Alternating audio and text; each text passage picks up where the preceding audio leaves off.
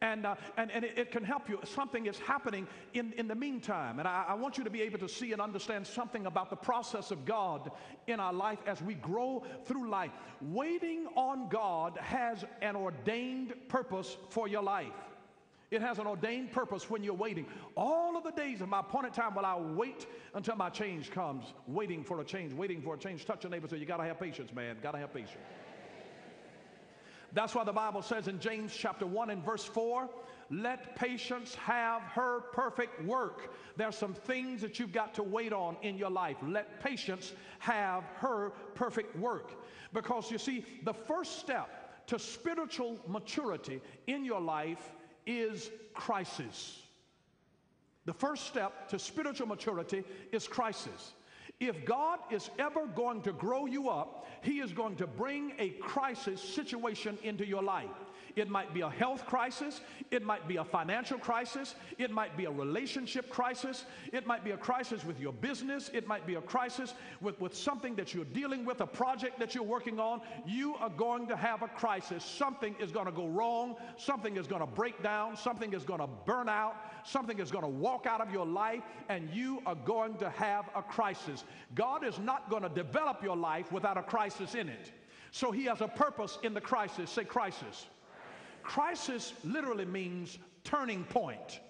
It is a vortex of change, a turning point. It's a turning point that God is going to turn some things from one direction into another. So He creates a crisis, and you have to wait until your change comes. He's going to bring into your life, every time that God is trying to mature you, you will come through a different crisis.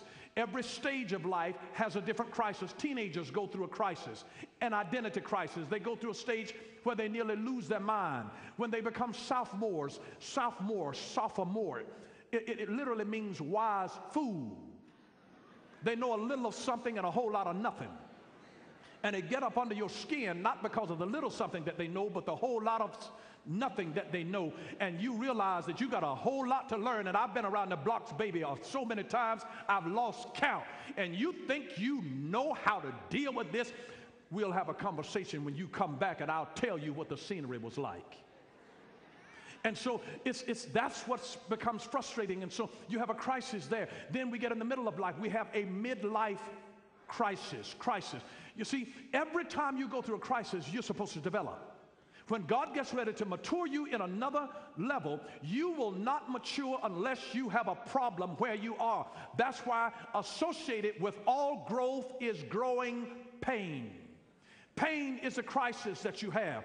You don't bring anything into this world of any significance and any value until your life goes into crisis. Please don't think that God has forsaken you because a crisis comes into your life. You can live in sin for a season, enjoy the pleasures of sin for a season, but baby, I guarantee you, you will have a cataclysmic encounter with a crisis in your life. At some point, you're big balling with all of the money, blinging and doing all kinds of stuff, and your money, your brook will dry up because God will create a crisis because you got to come and make some change. It becomes a turning point. You're all buffed out in your body. You got this, that, and the other, and listen, you will have a crisis. Something will happen. Your back will go out. Your knees will go out. Something, your digestive tract, your sleep will become disrupted. You will have a crisis in your life. I guarantee you, when God gets ready to mature you, you're going to have a crisis. A financial crisis, your money. My God, if He really wants to get a man's attention, He will hit the nerve that runs to the pocketbook. And once that thing that goes down to your wallet becomes affected, you really God gets your attention really quick. And crisis is used, though, as the vortex for change. It is a turning point, And so you have to wait until your change comes. All of the days of my appointed time, my heart service, will I wait until my change comes. I will wait until my change comes. I will wait until my change comes. There is a crisis that will come first. What the crisis does, crisis then produces hunger. Crisis produces hunger. The crisis comes first, and then the crisis produces, number two, hunger. It produces a hunger in us. Until you get hungry, you don't do anything about your life. And so He has to create the crisis, and the crisis is a problem. The problem creates a hunger. You can be sitting watching television, and when hunger creeps upon you, you're going to get up from there and say, I'm hungry. You go to the refrigerator. You start thinking about, maybe I need to call and order pizza. I need to do something. But you're going to do something about your hunger. I don't care if your rent is not paid. You got to eat. Touch your neighbor and say, you got to eat. But a problem, your crisis, will create a hunger in you. So when God really wants to fill your life with something new, he gives you a problem, a crisis. The crisis creates a hunger.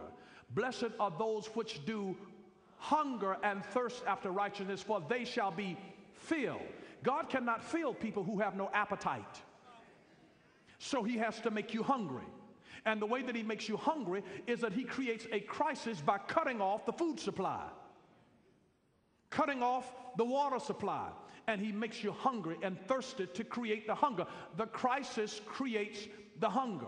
The crisis creates the thirst. He lets you start burning up out in the sun, feeling isolated and alone because you're bearing this stuff. I'm dealing with a bigger problem than I've ever had all of the days of my life, and I cannot handle this one on my own. This crisis is a turning point. It is a place where God says, I am ready to begin to mature your life to the next level. You might already be mature, but you're not as mature as you can become. And it is God's plan to bring maturity in your life is to produce a crisis, because the crisis brings a hunger. The hunger then causes a search. It causes a search. Because when you get hungry, you start searching for something to eat. That you start searching for solutions. You start searching for alternatives. Whenever there is a hunger in you, all of the days of my appointed time while I wait until my change comes, just waiting for a change, waiting for a change, waiting for a change. I'm going to wait on my change to come into my life. I'm waiting for this particular change to move into my life, to begin to invade my life. I'm just waiting on this change. And so while I'm waiting, I'm looking for it because I've got a crisis. I've got a problem in my life. Now I'm hungry for solutions. I'm looking for it. I'm looking to see what can I satisfy this hunger with. And so it starts the search. It starts the search. There has to be a crisis.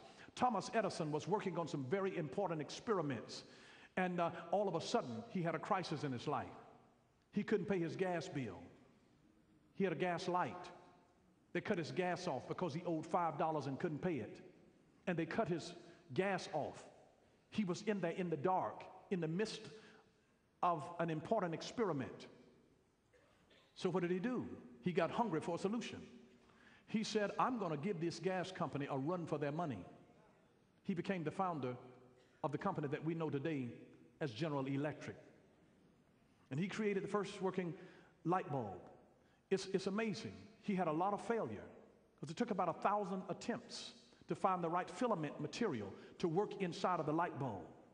And he wouldn't give up, but you see, he had a problem, a crisis, by having his gas turned off. The gas turned off created a crisis. The crisis created a hunger. The hunger started him to searching for an alternative. And he said, I'm going to become their worst nightmare. And he started searching. He started searching. Whenever you got a problem, you need to get hungry and you need to start searching. If you seek, blessed are those that seek, for they shall find. Seek and ye shall find. Ask and it shall be given. Knock and the door shall be open. See, so you'll find that this thing works in a progression, that God creates a crisis in your life. The crisis produces a hunger. The hunger produces a search. Once you are on the search, when you start seeking, when your spiritual antenna are up, the search thing is searching out things, and so now solutions can come to you when you are in expectant mode. Remember, hope is expectation of favorable change. Expectation of favorable change. Expectation of favorable change. You ought to be expecting things to happen in your life. Good, positively. You ought to be expecting things to get better. You ought to expect the coming year to be the best year of your life thus far. You ought to have expectation that my marriage is going to improve, that my children are going to be better. Have expectations that are positive for favorable change. And here they were in this position of coming and now having a crisis in their life. The crisis produces a hunger. The hunger starts the search. And the search then brings revelation. You'll have your eureka moment. That's it. That's it. Eureka. I've got it. It came because of a search. The search came because of a hunger. The hunger came because of a crisis. God has a way of bringing a crisis into your life to cause you to become hungry for answers, hunger for him, hungry for something to be filled, because he sometimes has to make you lose stuff so that you'll find the real stuff.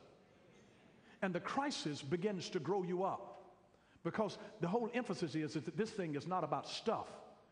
It is not about what you do, it's about who you are.